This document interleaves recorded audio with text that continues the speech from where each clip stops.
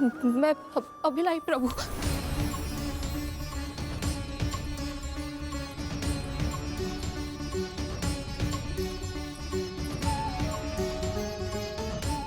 लीजिए प्रभु।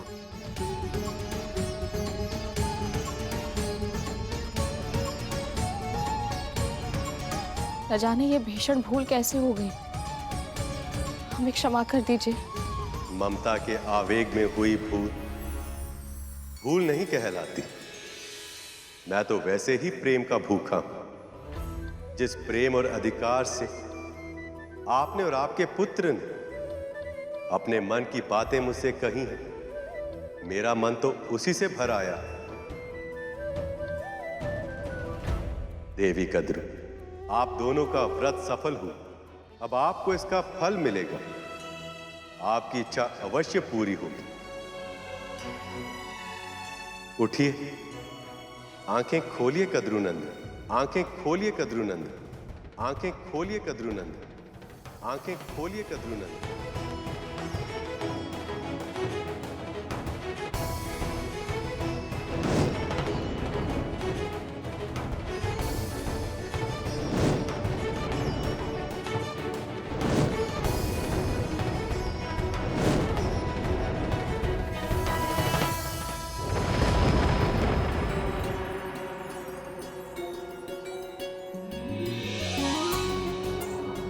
माँ, माँ, माँ, माँ, माँ, माँ, माँ।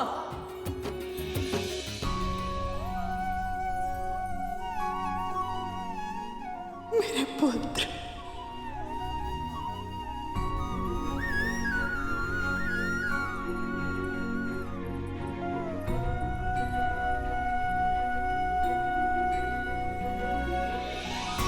प्रभु, इस व्रत को सफल बनाने के लिए गरुड़ ने जो प्रयास किए हैं, उनके प्रभाव से इसका प्रायश्चित पूरा हुआ।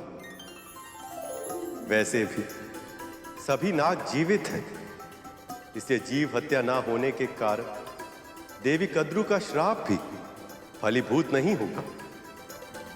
जिसके जीवन के लक्ष्य बड़े हों, उसके मार्ग में समस्याएं भी अधिक आती हैं।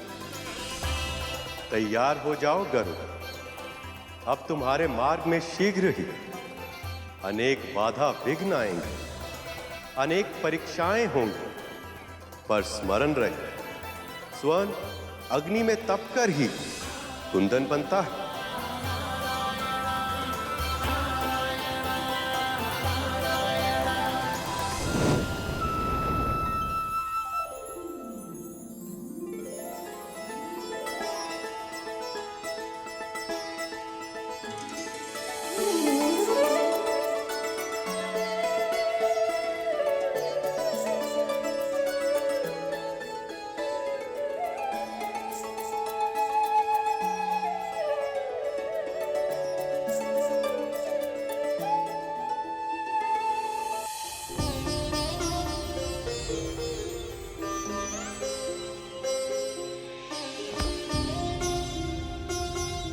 सब स्वस्थ हो।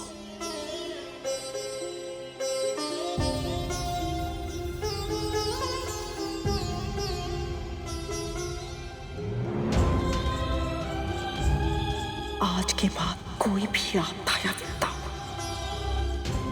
तुम सब तक नहीं पहुंचने दूंगी।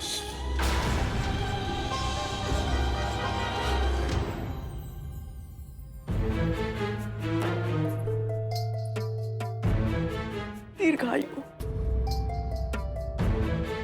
तुमने तो भयभीत कर दिया था हमें। ये तो माँ का विश्वास था जिसने हमें साहस दी। सही कहा।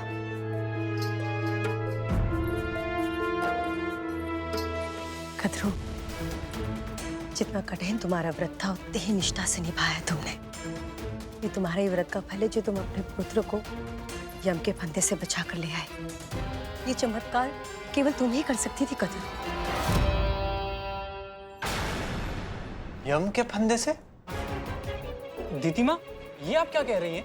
हाँ माँ, पल भर पहले तो हम गरुड़ के साथ सूर्य लोक जा रहे थे और दूसरे पल हमें भगवान विष्णु का स्वर सुनाई दिया। तुम सब बहुत भाग्यशाली हो।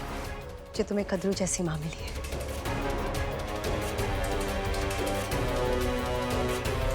इसकी प्रार्थनाओं के कारण आज तुम सब जीवित हो, वरना वो विंता और गरुड़, उसके कारण तो तुम सब लगभग मर ही चुके थे।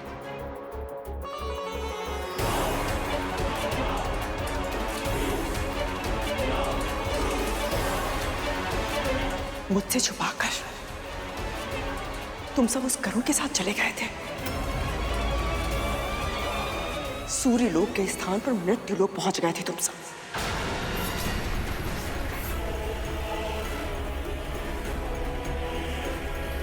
इस बार तो मैंने तुम सबको सुरक्षित कर लिया, किंतु अगली बार ऐसा कुछ मत करना। अब ऐसा नहीं होगा माँ। हाँ माँ। हम आपकी आज्ञा के बिना कहीं नहीं जाएंगे माँ।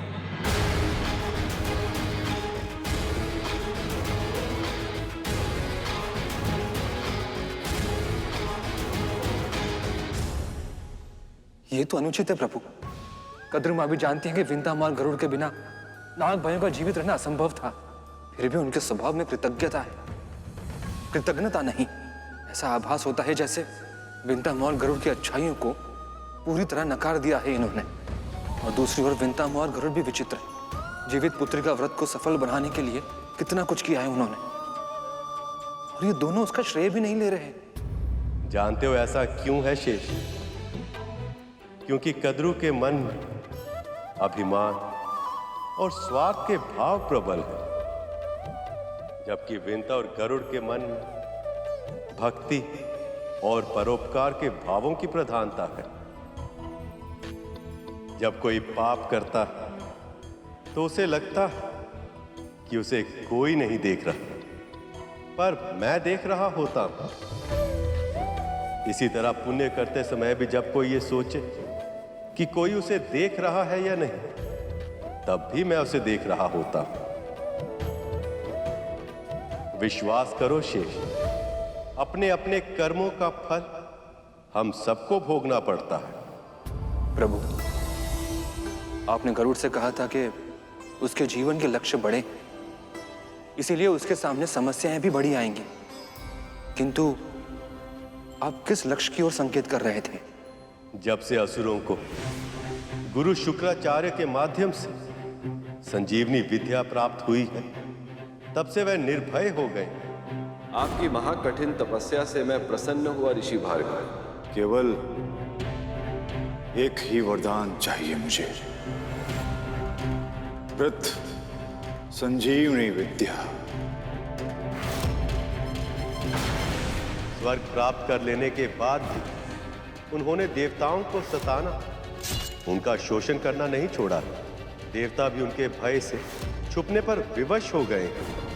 ऋषि मुनियों की तपस्या में, उनके दैनिक कार्यों में व्यवधान आ रहा है, और श्री लक्ष्मी के समुद्र के भीतर समा जाने के कारण पृथ्वी पर अव्यवस्था फैल गई है। पर अब इस अव्यवस्था को दूर करने का समय आ गया। अब पृथ्वी पर पुनः मुझे संतुलन स्थापित करना होगा, और इसके लिए मित्र और शत्रुओं को साथ लाना होगा। विरोधियों को एक दूसरे की सहायता करने के लिए प्रोत्साहित करना होगा। अब मुझे कुछ ऐसा करना होगा शेष, जो इस संसार में आज तक ना देखा हो और ना ही सुना हो। मेरी इस योजना में गरुड़ एक बहुत ही महत्वपूर्ण भूमिका निभाएगा, पर ऐसा करना उसके लिए आसान नहीं होगा। प्रभु, ऐसा क्या करने वाले हैं आप? जानता हूं तुम्हारे मन में बहुत सारे प्रश्न हैं शेष। उन सभी के उत्तर तुम्हें सही समय आने पर मिलेंगे, पर अभी मुझे जाना होगा। एक मां बहुत लंबे समय से मेरी प्रतीक्षा कर रही हैं। ओम नमो नारायणाय नमः। ओम नमो नारायणाय नमः। ओम नमो नारायणाय नमः। नमः। आपकी तपस्या सफल हुई देवी अदिति।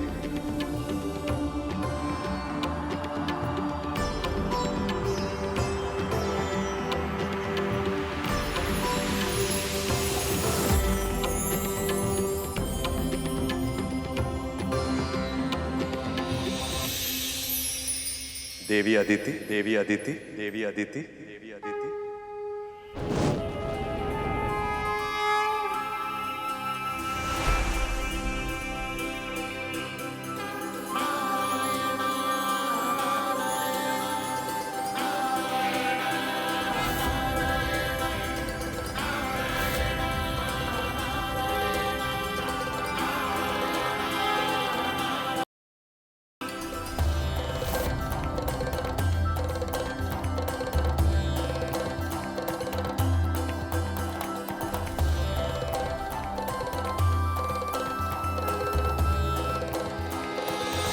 नारायण, अब इन आंसुओं को पहुंचने का समय आ गया है।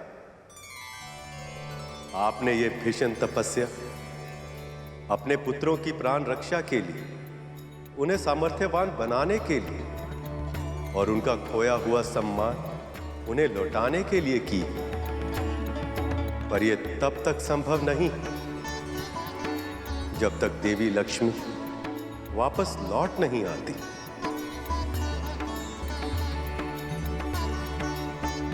ये अपराध मेरा है प्रभु। मैं ही अपने पुत्र को अहंकार से नहीं बचा पाई, जिसके कारण महर्षि दुर्वासा का श्राप मिला। तूने विजय श्री की प्रतीक परम पूजनीय रुद्राक्ष की माला मेरे आशीर्वाद और उससे भी अधिक मेरे आराध्य भगवान शिव के वरदान का पाठ किया है। आज से तू और तेरे सभी देवता श्रीहीन हो जाएंगे। तेरा ऐश्वर्य भूमि में मिल जाएगा, श्री समुद्र में चली जाएगी। ये तेरा श्राप है तुझे। और आप और देवी लक्ष्मी विरह की असहनीय पीड़ा सहने पर विवश हो गए। देवी अदिति, पुत्र की भूल के लिए आप स्वयं को अपराधी मत मानिए। आप भली भांति जानती हैं कि प्रत्येक व्यक्ति अपने कर्मों के लिए स्वयं उत्तरदायी होता है। मैं आपकी तपस्या से प्रसन्न हूं और इसीलिए आपके पुत्रों के कष्टों के निवारण के लिए मेरे पास एक उपाय है, जिससे न केवल देवताओं का खोया हुआ मान सम्मान वैभव लौट आएगा, अपितु इस संसार में श्री भी लौट आएंगे। अब आप मेरा ये संदेश अपने पुत्रों को दें कि वह शीघ्र अतिशीघ्र मुझसे आकर भेंट करें। उनका कल्याण होगा। आपका कोटि कोटि धन्यवाद।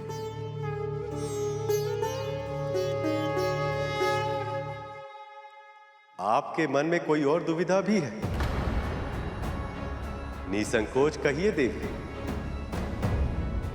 प्रभु, मुझे ऐसा आभास हो रहा है कि मेरी तपस्या के सफल होने का कारण कोई और भी है, कोई ऐसा जो मेरी रक्षा कर रहा था।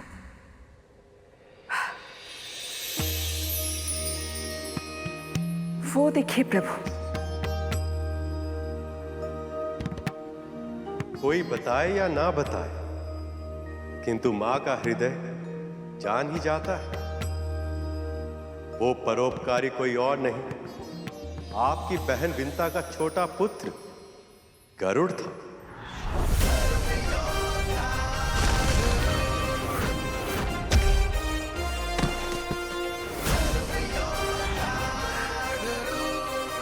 गरुड़?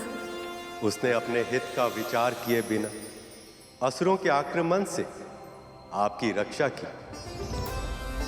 भविष्य में भी आपके पुत्रों की सफलता के लिए उसका साथ आवश्यक होगा।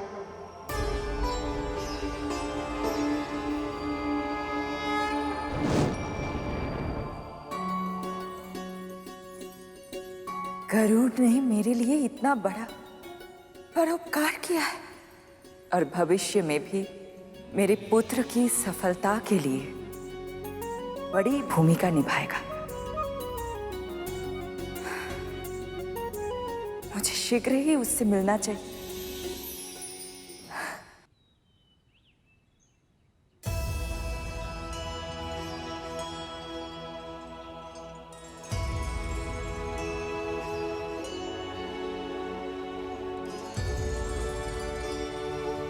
माँ, प्रभु विष्णु ने कहा था अब मेरे मार्ग में अनेक बाधा विघ्न आएंगे, अनेक परीक्षाएं देनी होंगी मुझे।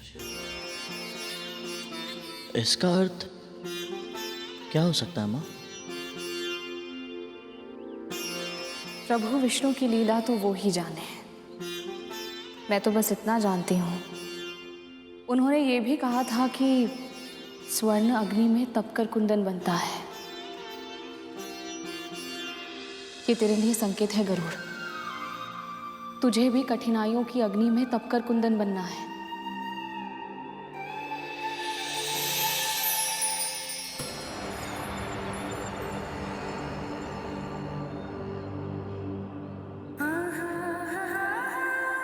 मैं पूरा प्रयास करूंगा माँ, आपकी आशाओं पर खरा उतरूंगा मैं। मुझे विश्वास है। बस कभी भी अपने भीतर मैं की भावना अर्थात अहंकार मत आने देना। सदैव यही मानना कि जो हो रहा है वो करने वाले प्रभु विष्णु ही हैं। तू केवल माध्यम है और कुछ नहीं।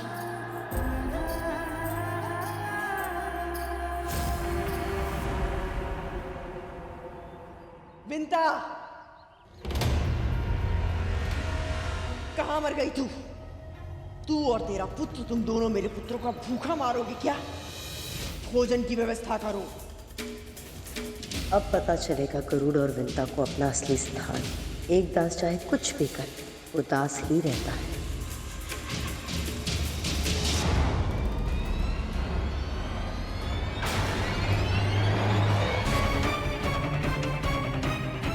ये क्या, कदरू की इतनी तीखी? ये असर नहीं हुआ। विंता जी, राजकुमार और साग मांग रहे हैं। हाँ, दोबारा बना दिया है, वहां रखा है। विंता जी, लड्डू वो रखे हैं, ले जाओ।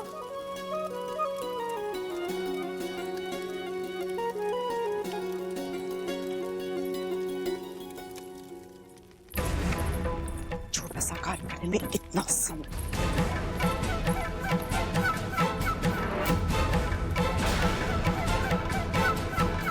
खीर बनने में कितना समय है?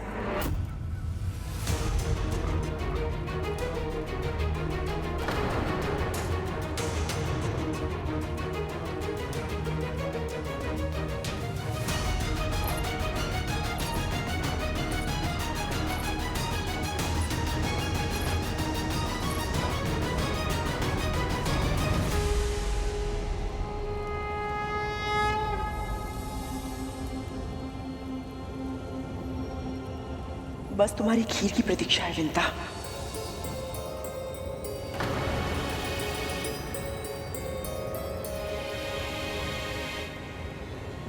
तुम्हें तो पता है ना मेरे पुत्रों को खीर कितनी प्रिय है।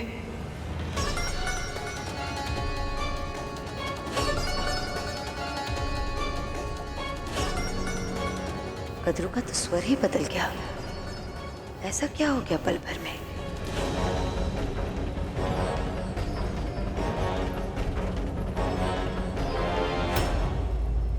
अदिति दीदी,